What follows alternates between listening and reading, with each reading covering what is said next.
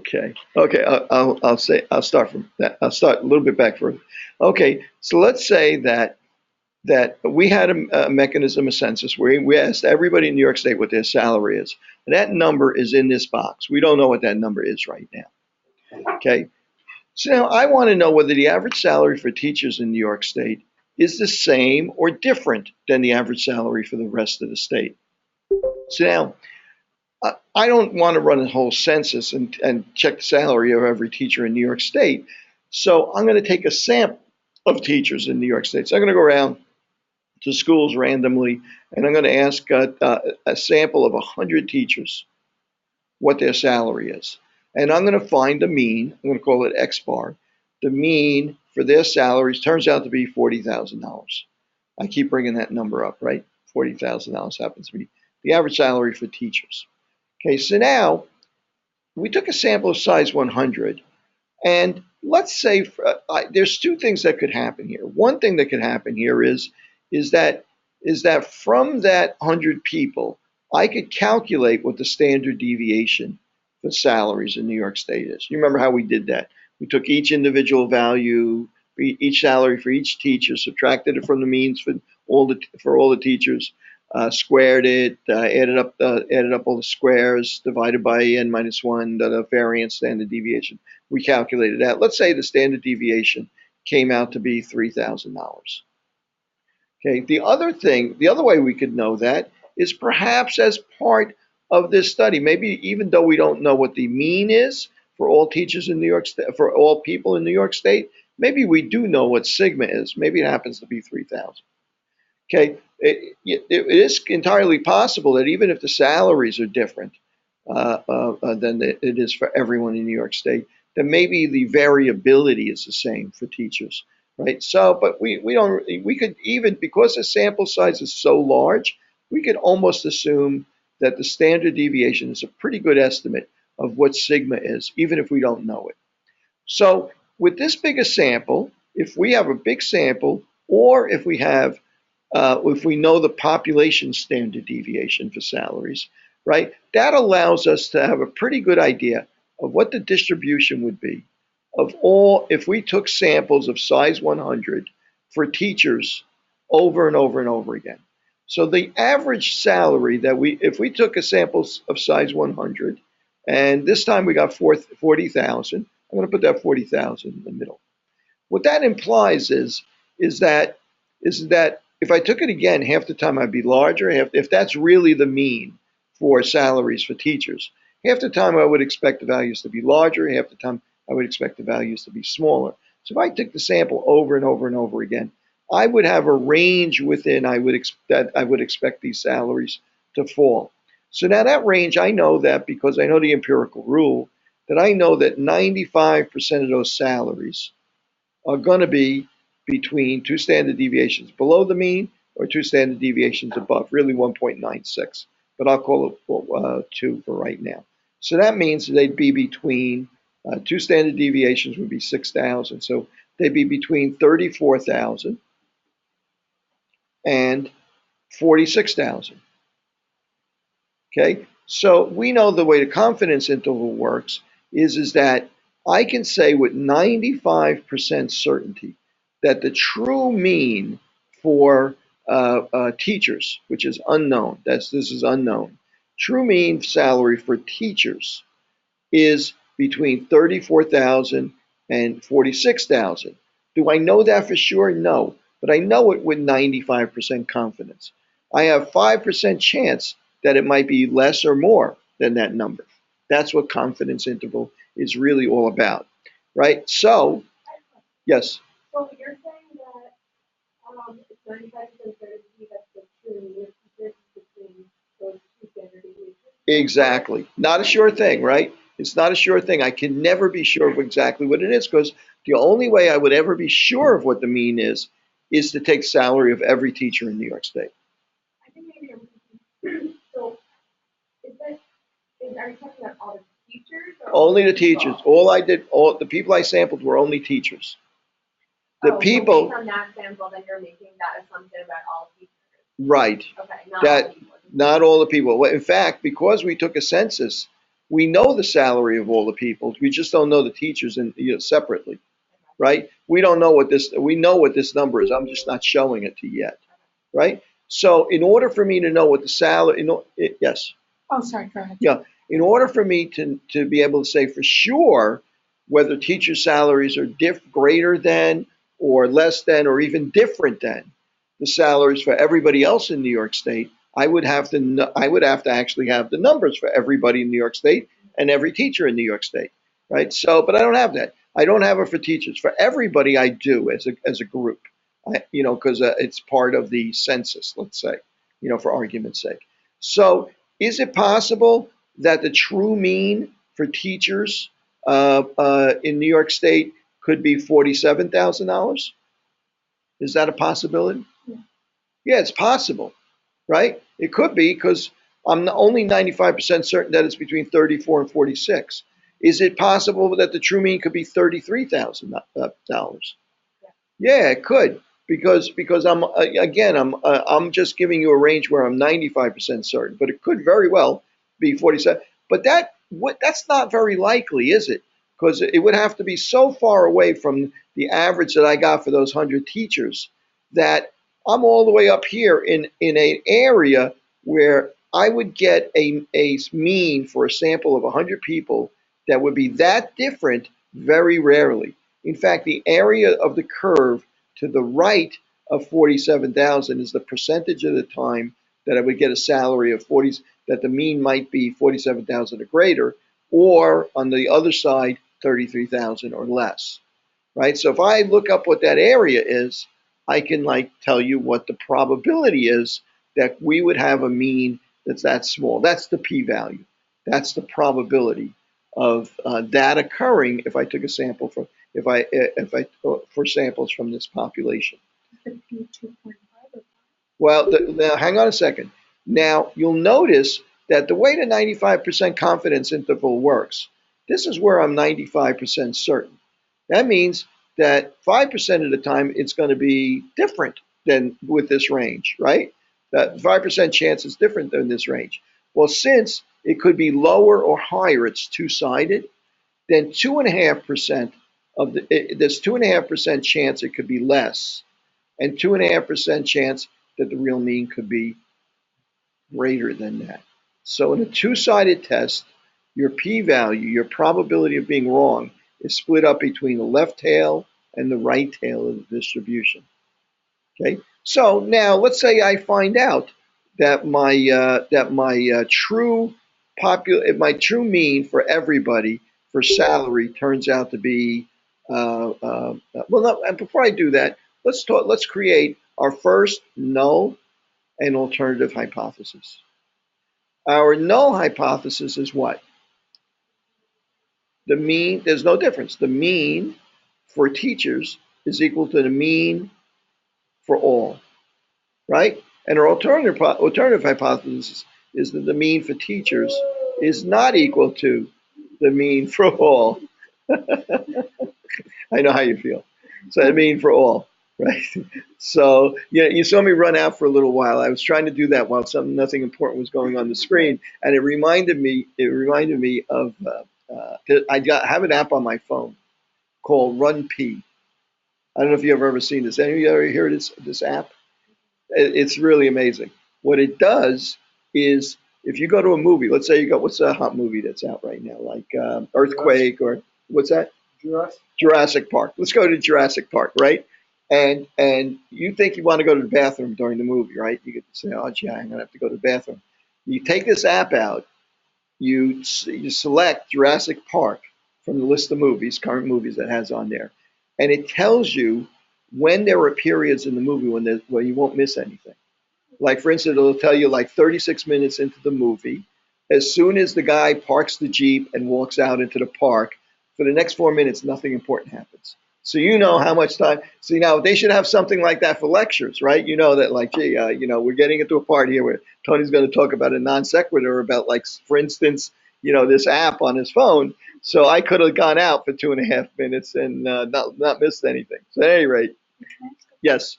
This signal for the population 3,000, did you just come up with it? I made it up. Yes, I just made that up. Yes. Oh, but it wasn't based on that sample. Well, no.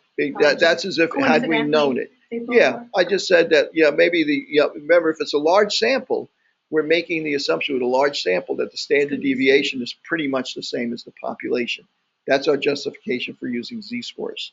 Okay, so at any rate, so now, if I told you that the average salary for people so another way for me to write this is, let's see, another way for me to write this is to actually write in what the salary that I know for all teachers to be.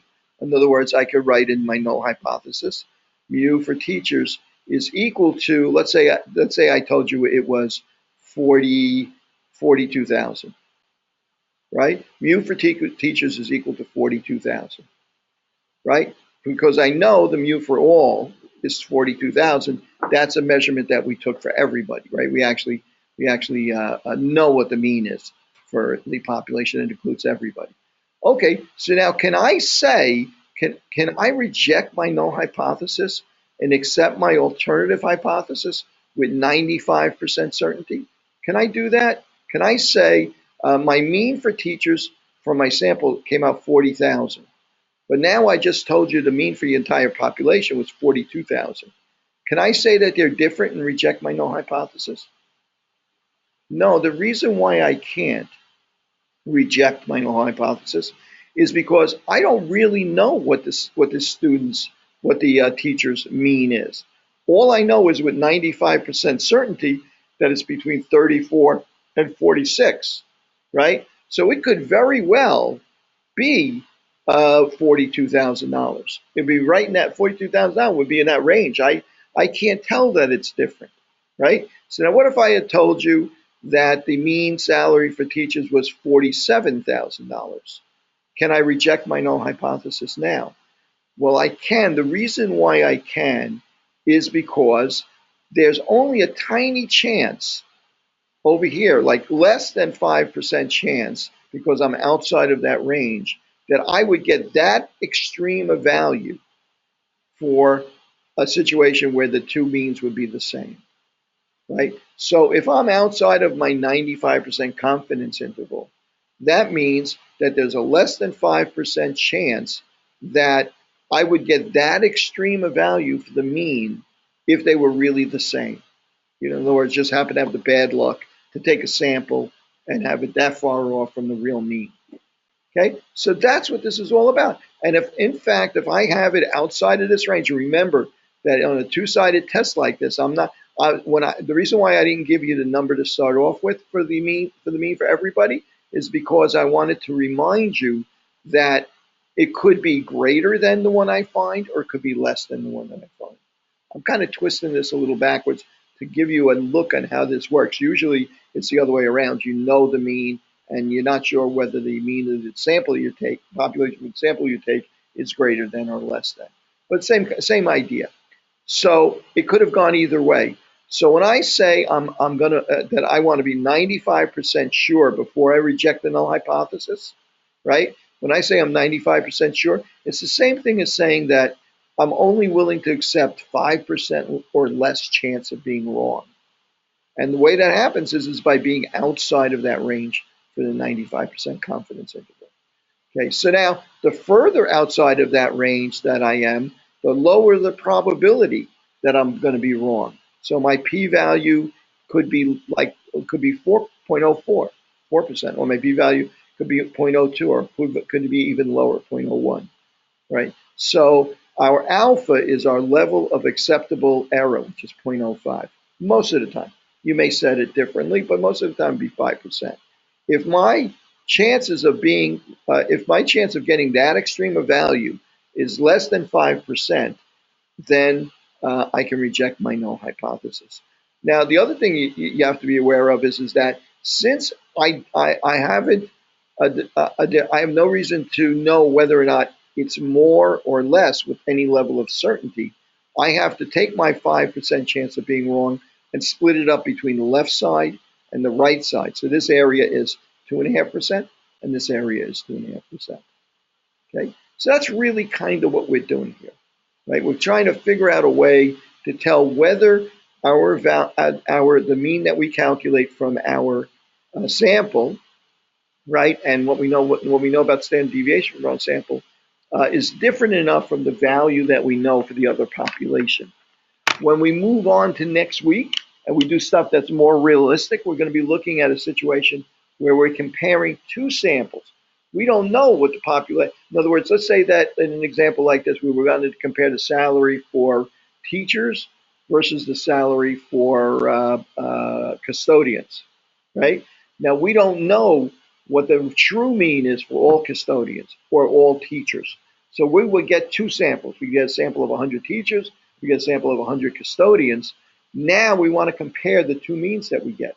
The problem now is that we have one range for the custodians, 95% confidence interval, but instead of having a single value, like know all custodians outright, we now have a range for the custodians also.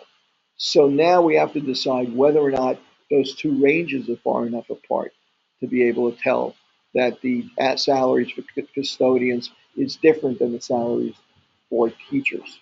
And since we don't know, again, it's a two-sided test. Again, mu for custodians is equal to mu for teachers, or mu for custodians is not equal. It's a two-sided test because we don't know going in whether one is greater than the other is greater. Teachers make more, custodians make more. Okay, I suspect we know, but who knows? So at any rate, let's move on to a concrete example of this and null hypothesis. And just in terms of terminology, I want to mention one more thing. When we find a big enough difference, what we do is we take the null hypothesis and we reject the null hypothesis. When we reject the null hypothesis, it allows us to accept the alternative hypothesis. So rejecting the null hypothesis and accepting the alternative is a win in this situation, right? That's kind of the way hypothesis testing works. We start with the assumption that there's no difference, that this drug and the placebo work the same, that this group makes the same salary as this group, that if you educate children with asthma on how to avoid episodes, that children that get the training will have the same rate of episodes as children who don't get the training. That's how we start. And then we try and use our evidence, our sample, our evidence, our means, and our variability, our standard deviation. We try and use that to disprove that null hypothesis so we can reject it and say, oh, this works. This drug works. This asthma intervention works. So, or these salaries really are different. So our union should go after this, right? So that's really what we're doing here. So I'm going to open up one of the first of the documents we have on Blackboard. I have a bunch of examples on there that we can work through, or we'll get started with some of them now. Okay, the mean SAT scores. Let me see if I can't blow this up a little bit. Okay, I want to get to some of the questions online too before I get too far along. Okay, here we go. Zoom.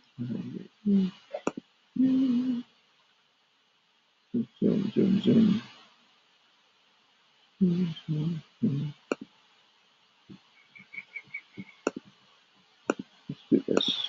Not too big? Okay, that's bigger, I guess. Okay, let me just take a look at what's going on online. What's outside the confidence interval? Yeah, the tail on the left or the right, where the number that you're comparing is that area out there, is the probability that the proportion of the times that you might, or the percentage of time you might get that number occurring if you took a sample. Okay, two-sided test. Katie, I'm sorry, I need an actual question to answer. I'm sorry. I guess you're referring to the fact that I didn't answer your question yet. Two-sided test. So I think as we move on, I think I'll be able to clarify that. So let's hold off on that question for a moment. The mean SAT score for the population of first-year students at Hunter is 620. The standard deviation of scores for this population is 95. Notice we're talking about the population. We know all of the SAT scores for students at Hunter, they're 620. We know the standard deviation for the entire population of students, that's sigma. So we know mu and we know sigma. An investigator believes that the SAT score of first-year psychology majors is significantly different from the mean score of the population. Okay, so now as it happens, maybe we didn't record the majors for those students. So now we have to go back and we have to find out what the mean is for just for psychology students. The mean, so we may not have the resources to go back and survey every psychology student. A lot of psych majors, not maybe at Hunter downtown, right? Psych's probably a pretty big department. Biology's a big department. Psych's a big department. So a lot of them. We don't have the resources to go to every one of them and survey it. So we're going to take a sample of 36 randomly selected first-year psych majors. And we find that the SAT score, the average SAT score, is 648. Test the above claim using a 95% confidence interval, a single sample hypothesis test. Okay, first thing we got to do, remember that Levi, for those of you that watched Levi's lecture, he went through a 5-step process. The first step was always state the null and alternative hypothesis. Okay, so we have two means here. We have a couple of means here. We have, let me get my paper that I can work with. Where'd it go? I think I must have minimized it.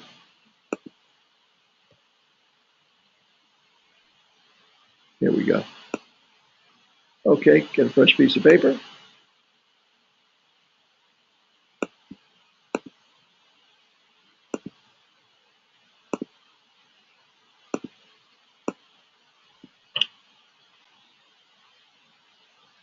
Okay, so what I'm interested in doing, I'm going to start. Let's see. I'm never, even though in this case, I know the mean for all students is known. What was it? It was six. What was it again? 620. Okay, the mean for all students is 620, right? The mean for psych majors, we don't know that, right? That's unknown. However, these are the two things that we're interested in comparing, right? We don't know the mean for psych students. We're going to take a sample and get X bar. We don't know the mean, but we're really always comparing means of populations because that's what we're really interested in. We're not interested in just the 30 people we're sampling. We're really interested in sampling those 30 people to get an understanding of what the whole population of psych students is. So this is really what we want to compare. So our null hypothesis is going to be an equality. H with a 0 with a line through it, usually null, or H null, you could write it out. Okay, our null hypothesis is that the mean for all students is equal to the mean for psych students, right? So what's our alternative hypothesis going to be? Not equal. Same thing, not equal, right? What kind of, is that a one-sided test or a two-sided test? It's a two-sided test because I'm not predicting ahead of time whether or not the psychology students have a higher mean or a lower mean, right? So when I'm comparing, all students, say this is all students mean, when I'm comparing whether or not the psych students mean is much different than all of the students, when I'm comparing the mean to the mean that I know for all students, I'm not predicting ahead of time whether it's out here on the left of all students or out here on the right of all students, greater than or less than all students. That makes it a two-sided test. So basically what I'm looking for here is I'm looking for my mean for my sample population, my mean for the psych students, right? I'm looking to show that the value of the mean for my psych students is so far away from the value for all students that I'm outside of that 95% of the possible outcomes, right? That I'm out in this area here where it's like either in the top 2.5% of the possible values I could have or the bottom 2.5%. Now I could say I want to be 99.999 certain and go way out here and follow this asymptotic tail way out here until it's the tiniest little sliver. But that's not practical. We would need such a large sample to prove that.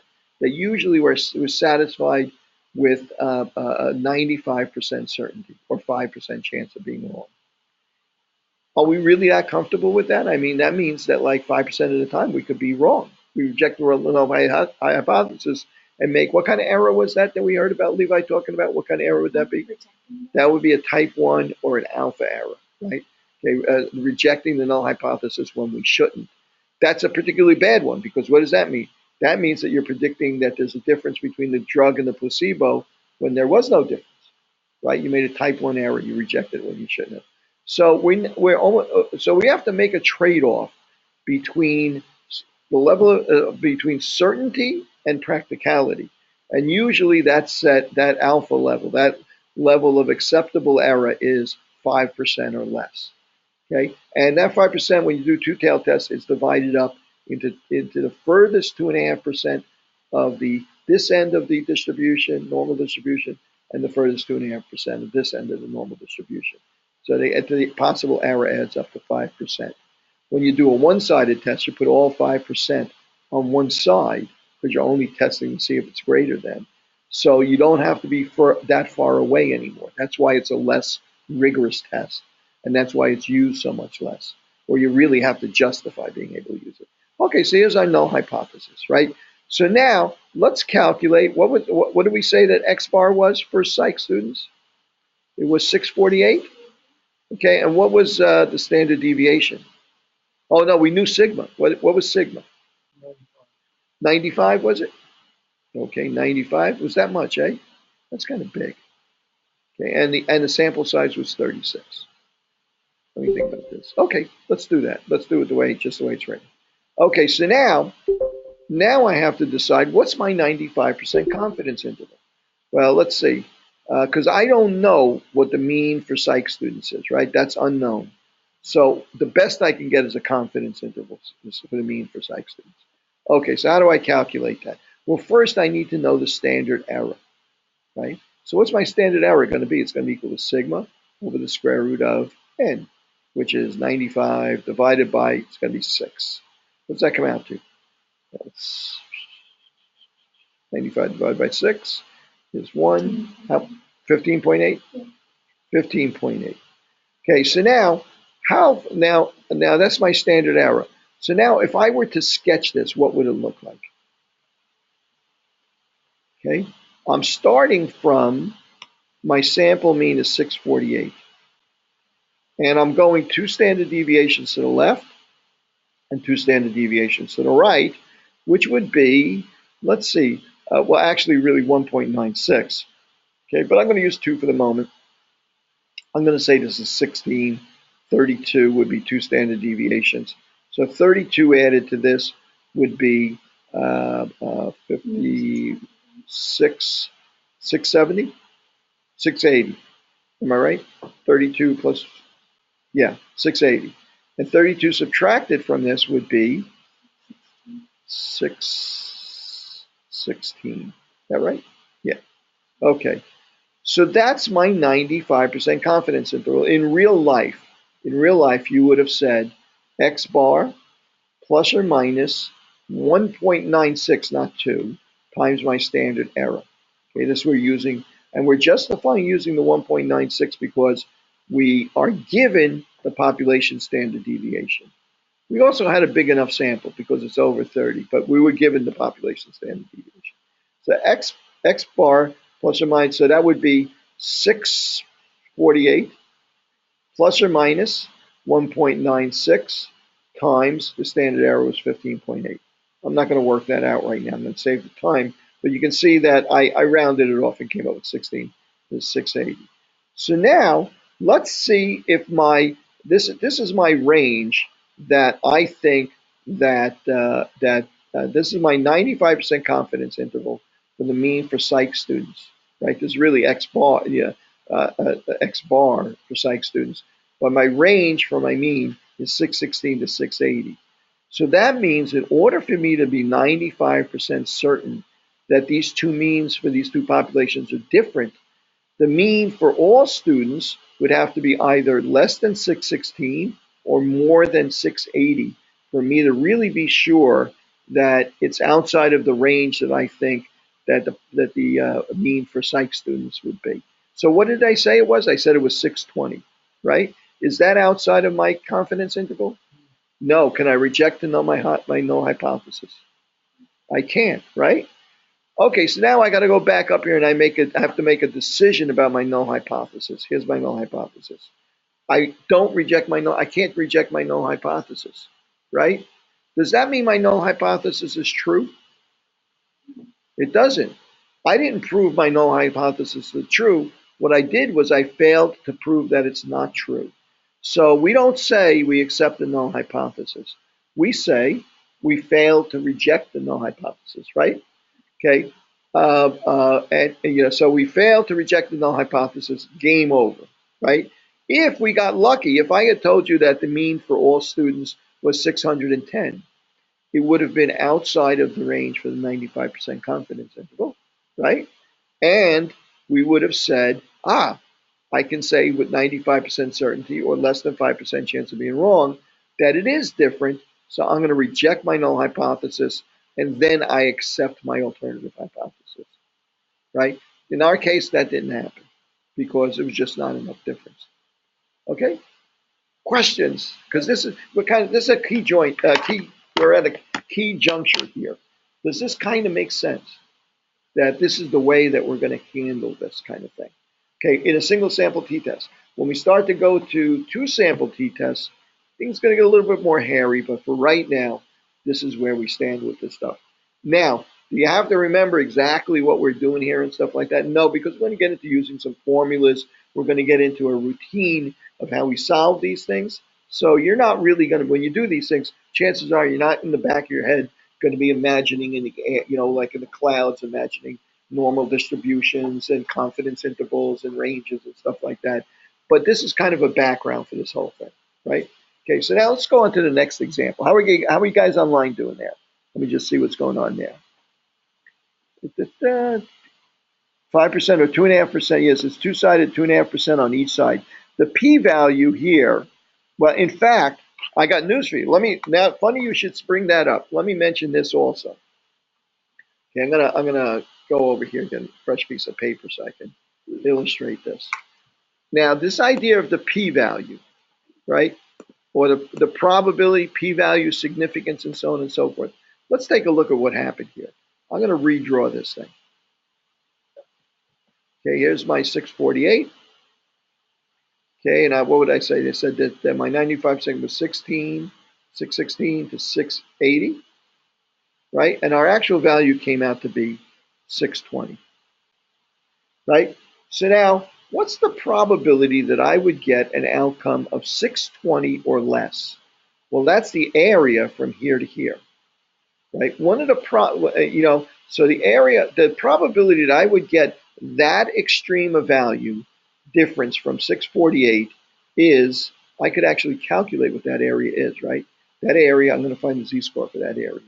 That area is going to be x 620 minus 648 over, what was it again?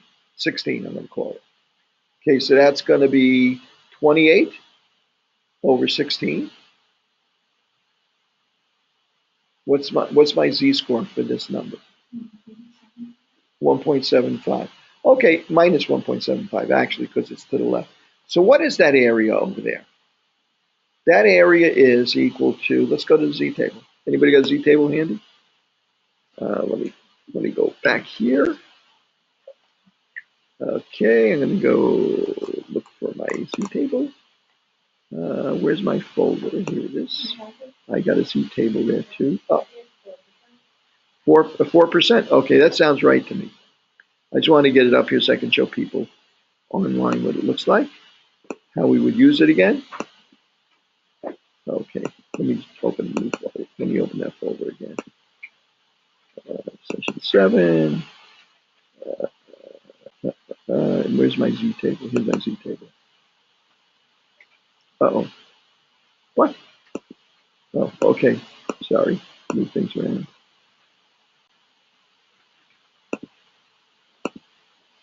Okay, so negative 1.75, negative 1.70, 1, 2, 3, 4. Yeah, just about 4%, 0.04. Good call. Okay, so it's about 4%. So this represents this area represents 4%. Now remember, what is my alpha error, my acceptable level of error?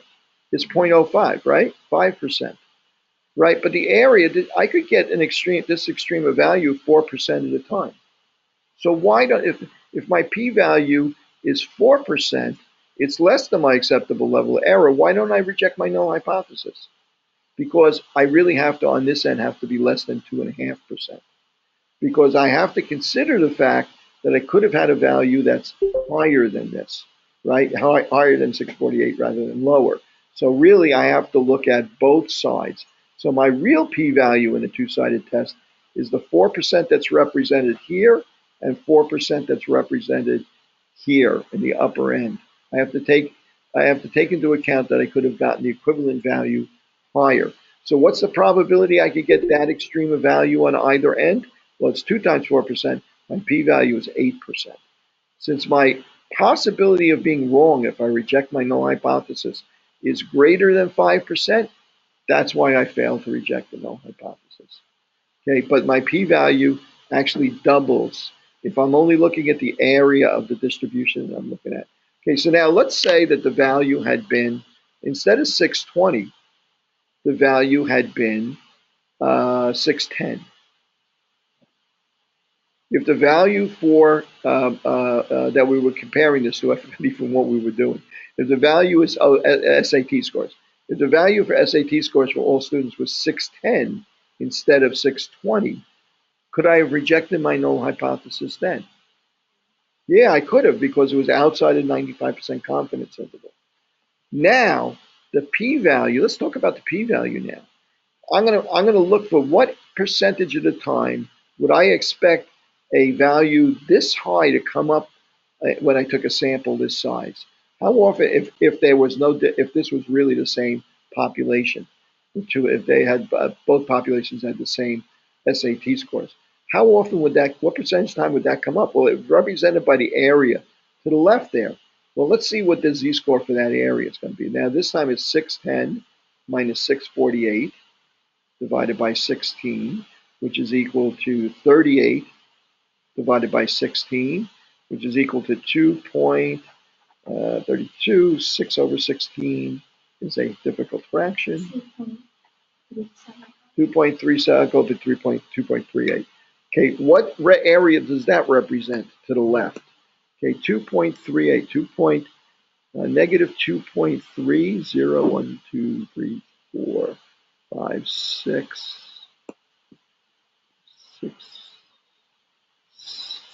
7, 8. That's almost not a point. That's about 0.09. I'm going to call 0.009, or about 0.9%.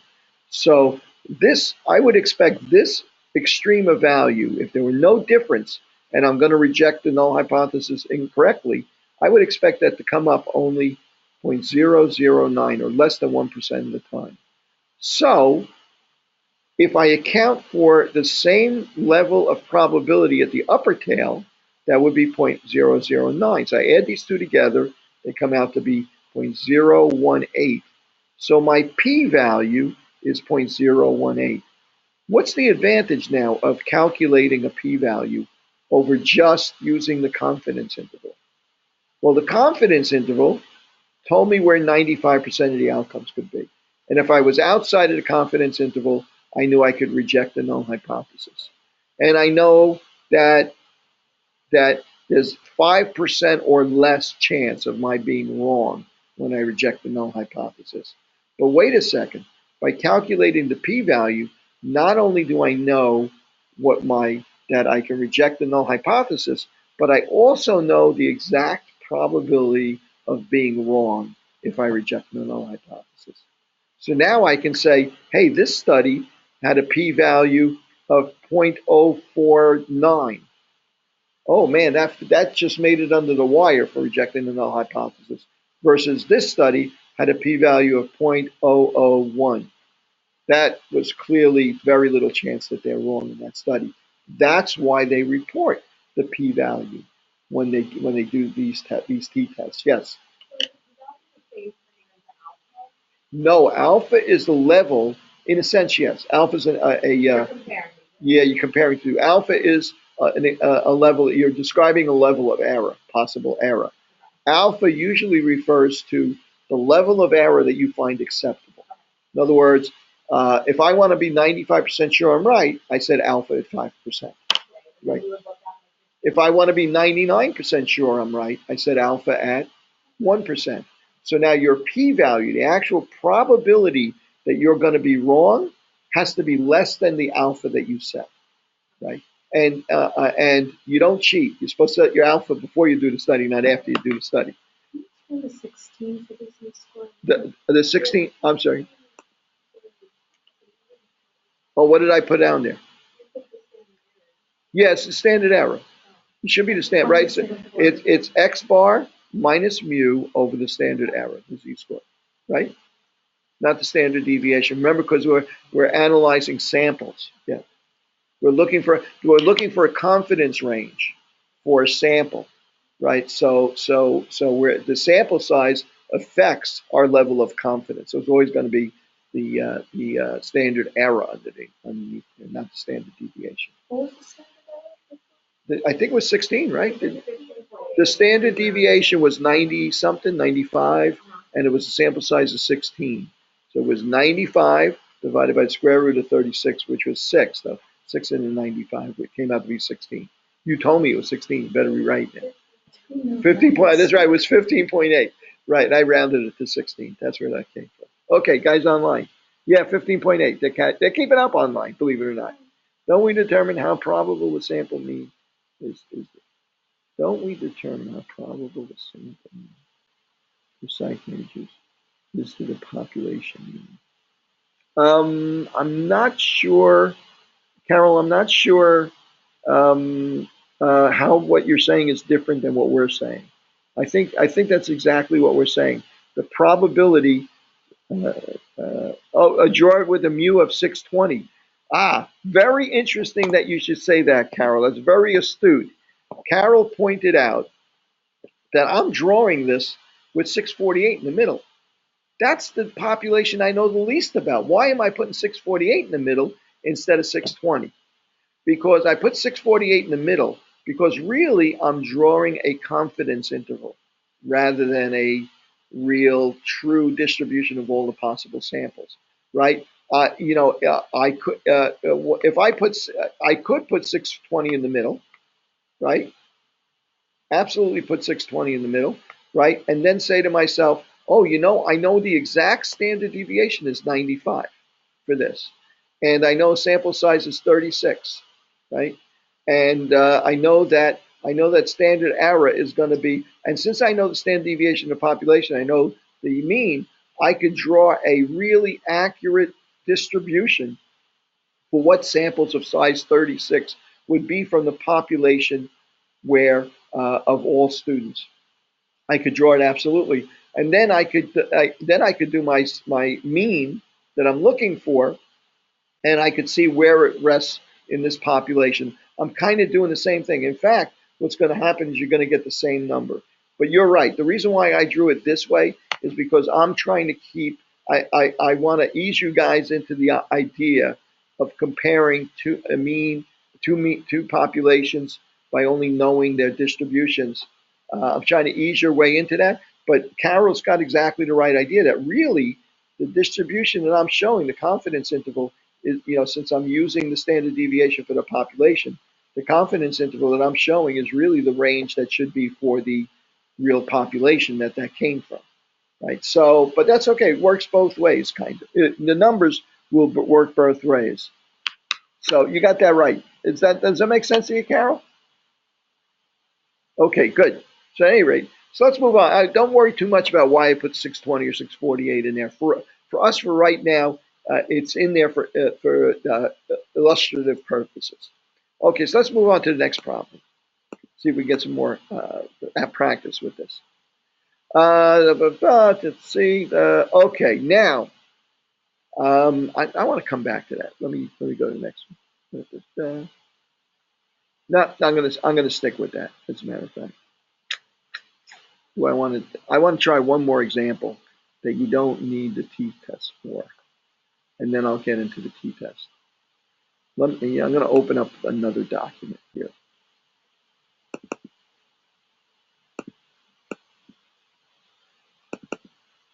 Okay, let's see what we got in B.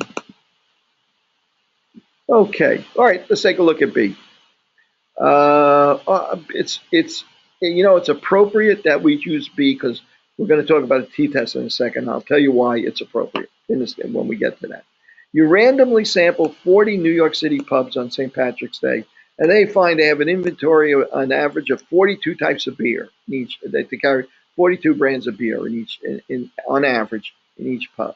You calculate standard deviation for these pubs from your study data and find that it's 6.3 beers. So forget all this stuff, this smoke screen of yeah, go away. Okay, good. Another way to do that. I don't know why that came up there. These multi-touch tablets sometimes are a little sensitive, and sometimes that stuff happens. You really don't know why. Okay, so let me get a fresh piece of paper. So a lot of times, you know, we call this biostatistics because presumably we're learning statistics applied to public health, biology, medical applications, so on and so forth. But I mean, it's statistics. You really come down to it. The math is just numbers. It works the same way no matter what discipline that you're in. Okay, so let me